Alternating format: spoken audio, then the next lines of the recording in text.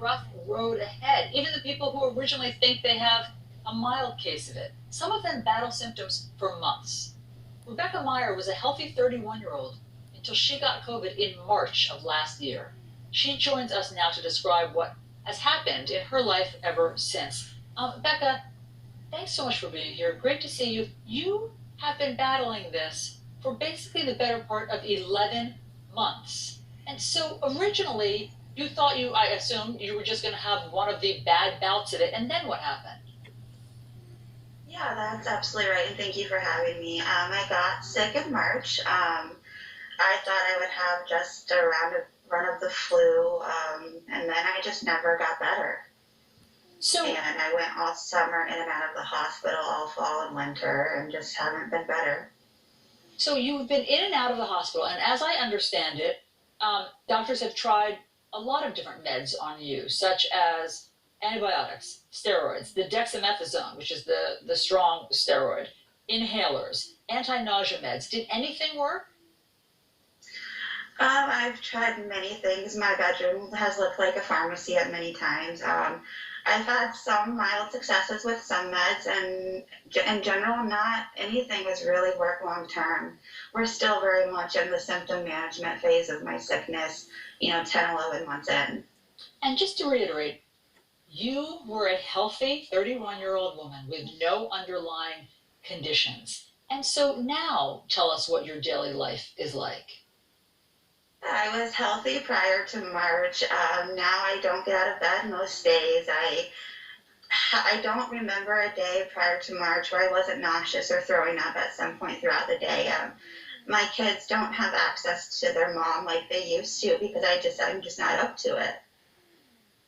We're looking at pictures of you before and then after, and how debilitated you've become. How many times have you been hospitalized?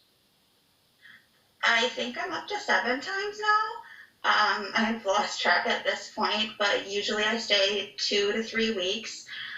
So that's also lost time with my children, and during that course, they try to run every test they can, and then they hit a wall at some point, and they're like, "Do you want to be miserable in the hospital, or do you want to be miserable in your bed?" And I'd much rather be in my bed. And what do doctors say about why they can't crack the code on why you haven't gotten better? Not a whole lot. There's still a lot of we don't know yet. The science hasn't caught up yet. It's comforting knowing I'm not alone in this fight, that there's thousands of others also struggling. But it's disheartening that doctors don't know yet what's wrong with us, and that we've been sick for so long and there really is no end in sight. And so, what has this done to your emotional state? Uh, it hasn't been good for me, that's for sure. Like I said, I don't get out of bed most of the time. I have a feeding tube now because I have post-COVID gastroparesis. I have thyroid issues. Emotionally, I'm not well. I don't have a lot of hope. I try to be optimistic, but after months and months of in and out of the hospital and doctors with no real solutions yet, it's frustrating. Of course it is. I mean, that's the worst. Being sick and not knowing when it will end, not knowing, is this my life forever? I mean, that's the people who I know who are chronically sick, that is just a daily crucible emotionally. And that's exactly what it is. And I really have to take it hour by hour because right now I feel okay. An hour ago I was so nauseous and feverish that it was hard to move. So it's a constant struggle. You talked about the fact that you're not able to be there for your kids, and I know that obviously this has taken a huge toll on your other relationships, like with your boyfriend. Yes, it's been very hard. When I got sick in March, he lost his job shortly into our quarantine and has essentially taken on all of the responsibilities of cooking, cleaning, remote learning with the kids, taking care of me. He's had to learn my feeding tube care. He has to drive me 2.5 hours to the hospital whenever I have an issue with it. It's been hard on him, and it's been hard on us. Of course it is. How are you two hanging on? We are very lucky that we have a great support system of online friends and family. They carry us when we don't feel like we can keep going. We have to keep hope that eventually, like, this isn't our life forever, that this is our life right now. It feels like forever, but hopefully that's not the case. And that's all we can do at this point. How can we help you? And what do you want our viewers to know?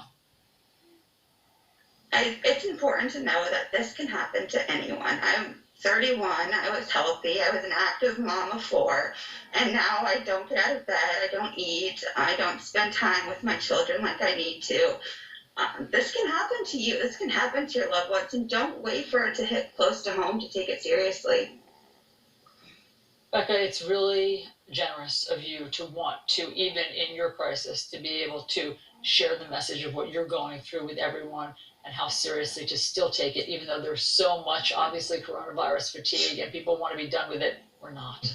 And so we really, really appreciate you sharing the personal hell that you're going through. And obviously, we will stay in touch with you throughout all of this. Thanks so much for being with us. Thank you so much.